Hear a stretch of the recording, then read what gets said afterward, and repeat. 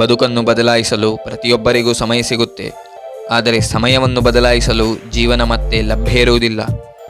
ಪ್ರಾಮಾಣಿಕವಾಗಿ ನಿಮ್ಮನ್ನು ನೀವೇ ಪ್ರಶ್ನಿಸಿ. ಎಷ್ಟೋ ಸಮಯದಿಂದ ನೀವು ಏನನ್ನಾದರೂ ಮಾಡಬೇಕು ಅಂತ ಅಂದುಕೊಂಡಿರಬಹುದು, ಮಾಡೇ ಸಿದ್ಧ ಅಂತ ಸಹ ತೀರ್ಮಾನ ಮಾಡಿರಬಹುದು, ಆದರೆ ಇನ್ನೂ ಏನೂ ಮಾಡಲಿಕ್ಕೆ ಆಗಲಿಲ್ಲ. ಅಟ್ಲೀಸ್ಟ್ ಸ್ಟಾರ್ಟಿಂಗ್ನ ಸ್ಟೆಪ್ ಕೂಡ ತಗೊಂಡಿಲ್ಲ ಅನ್ನಬಹುದು. ಹೀಗೆ ಮುಂದುವರೆದರೆ ಜೀವನ ಮುಗಿಯುತ್ತೆ ಹೊರತು ಯೋಗ್ಯತೆ ಬದಲಾಯಿಸಲಿಕ್ಕೆ ಆಗೋದಿಲ್ಲ. ಒಂದು ಮಾತು ನೆನಪಿಡಿ, ಈ ಪ್ರಪಂಚಕ್ಕೆ ನಮ್ಮಿಂದ ಆಗಬೇಕಾದದ್ದು ಏನೂ ಇಲ್ಲ. ಈ ಪ್ರಪಂಚ ನೆನಪಿಟ್ಟು ಗೌರವಿಸುವುದು ಯೋಗ್ಯತೆ ಇರುವ ಯೋಗ್ಯರನ್ನು. ತೀರಾ ಕಡಿಮೆ ಮಂದಿಗೆ ಇಂತಹ ಯೋಗ್ಯತೆ ಹುಟ್ಟಿನಿಂದಲೇ ಬಂದಿರುತ್ತೆ, ಆದರೆ ಅವರನ್ನು ಸಾಬೀತುಪಡಿಸಲು ಅವರೂ ಕೂಡ ಶ್ರಮಪಟ್ಟಿರುತ್ತಾರೆ.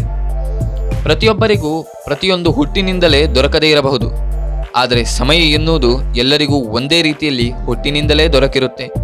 ಸಮಯವನ್ನು ಸರಿಯಾಗಿ ಬಳಸಿಕೊಂಡವರು ಅವರ ಯೋಗ್ಯತೆ ಮತ್ತು ಹಣೆಬರಹ ಎರಡನ್ನೂ ಬದಲಿಸುತ್ತಾರೆ.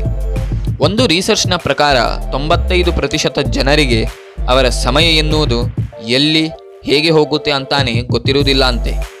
ಬೈದಿವೆ, ನಿಮಗೆ ನಿಮ್ಮ ಸಮಯ ಎಲ್ಲಿ ಹೇಗೆ ಹೋಗುತ್ತೆ ಅಂತ ಗೊತ್ತುಂಟಾ? ದಿನಚರ್ಯದ ಸಮಯ ಅಲ್ಲದೆ ನಮ್ಮ ಬಳಿ ಬಹಳ ಸಮಯ ಇರುತ್ತೆ, ಆದರೆ ಈ ಸಮಯ ಹೋಗುವುದು ಮೊಬೈಲ್ನಲ್ಲಿ. ಆ್ಯಕ್ಚುಲಿ ಮೊಬೈಲ್ ಅಂಥ ಕೆಟ್ಟ ವಸ್ತು ಏನಲ್ಲ, ಆದರೆ ಈ ಫೋನ್ ನಮ್ಮನ್ನು ಕಂಟ್ರೋಲ್ ಮಾಡತೊಡಗಿದರೆ ನಾವು ಫೋನ್ನದ್ದಲ್ಲ, ಫೋನ್ ನಮ್ಮ ಓನರ್ ಆದರೆ ಇದು ಗಂಭೀರ ಸಮಸ್ಯೆ. ಇದು ನಮ್ಮ ಕ್ರಿಯೇಟಿವಿಟಿಯನ್ನು ಸಹ ನುಂಗಿಬಿಡುತ್ತೆ. ಅಲ್ಲದೆ ಓವರ್ ಯೂಸೇಜ್ ಆಫ್ ಮೊಬೈಲ್ನಿಂದ ಕ್ವಾಲಿಟಿ ಆಫ್ ಲೈಫ್ನಿಂದ ಹಿಡಿದು ಕ್ವಾಲಿಟಿ ಆಫ್ ಸ್ಲೀಪ್ ತನಕ ಎಲ್ಲವೂ ಎಫೆಕ್ಟ್ ಆಗುತ್ತೆ ಅನ್ನೋದು ಒಂದು ರಿಸರ್ಚ್ನಿಂದ ಸಹ ಸಾಬೀತಾಗಿದೆ.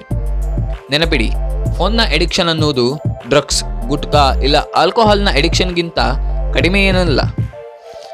ಅಡಿಕ್ಷನ್ ಇದ್ದರೆ ಅದು ನಮ್ಮನ್ನು ನಮ್ಮ ಗುರಿಯ ತನಕ ತಲುಪಿಸುವಂಥ ಎಡಿಕ್ಷನ್ ಇರಬೇಕೇ ಹೊರತು ನಮ್ಮನ್ನು ನಮ್ಮ ಗೋಲ್ನಿಂದ ಡೈವರ್ಟ್ ಮಾಡುವಂಥ ಎಡಿಕ್ಷನ್ ಇರಬಾರದು. ಹಿಂದೆ ನಿಮಗೊಂದು ಗುರಿ ಕೊಟ್ಟು ನೋಡಿ, ವರ್ಷದೊಳಗೆ ಅದನ್ನು ಅಚೀವ್ ಮಾಡಲೇಬೇಕು ಅಂತ. ಇಲ್ಲಿ ಒಂದು ಬೇಸಿಕ್ ವಿಷಯವನ್ನು ಸಹ ಅರ್ಥ ಮಾಡಿಕೊಳ್ಳಬೇಕು. ಲೈಕ್ ಇಡೀ ಊಟವನ್ನು ಒಂದೇ ತುತ್ತಿನಲ್ಲಿ ಹೇಗೆ ಮಾಡಲಿಕ್ಕೆ ಆಗುವುದಿಲ್ಲವೋ ಹಾಗೆಯೇ ಟಾರ್ಗೆಟನ್ನು ಸಹ ಒಂದೇ ಕ್ಷಣದಲ್ಲಿ ಸಾಧಿಸಲಿಕ್ಕೆ ಆಗುವುದಿಲ್ಲ. ಪ್ರತಿಯೊಂದನ್ನು ಸ್ಟೆಪ್ ಬೈ ಸ್ಟೆಪ್ ಫಾಲೋ ಮಾಡಿದರೆ ಮಾತ್ರ ಸಾಧಿಸಲಿಕ್ಕೆ ಸಾಧ್ಯ. ಈ ಎಲ್ಲ ಆಟ ಅನ್ನುವುದು ಇಚ್ಛಾಶಕ್ತಿ ಮತ್ತು ಮನಸ್ಸಿನದ್ದು. ಇದರ ಮೇಲೆ ಕಂಟ್ರೋಲ್ ಮಾಡಿದರೆ ಯಾರೂ ಕೂಡ ಸೋಮಾರಿಗಳಲ್ಲ. ಏನು ಮಾಡಬೇಕು ಅಂತ, ಏನು ಸಾಧಿಸಬೇಕು ಅಂತ ನಾವು ಅಂದುಕೊಂಡಿದ್ದೇವೋ ಅದನ್ನು ಸಾಧಿಸಬಹುದು, ಮಾಡಬಹುದು. ನೀವು ನಿಮ್ಮ ಯೋಗ್ಯತೆಯನ್ನು ಬದಲಾಯಿಸುವ ಸಾಧನೆಯಿಂದ ಎಂಥ ಸದ್ದು ಮಾಡಬೇಕೆಂದರೆ, ಯಾರು ನಿಮಗೆ ಬೆಲೆ ಕೊಡ್ತಾ ಇರಲಿಲ್ಲವೋ, ಯಾರು ನಿಮ್ಮೊಂದಿಗೆ ಗೌರವದಿಂದ ವರ್ತಿಸುತ್ತಾ ಇರಲಿಲ್ಲವೋ ಅವರು ಕೂಡ ನಿಮ್ಮ ಸಾಧನೆಯ ಎದುರಿಗೆ ಮಂಡಿಯೂರಬೇಕು. ಅಂಥ ಸಾಧನೆ ಮಾಡಿ. Just think about it.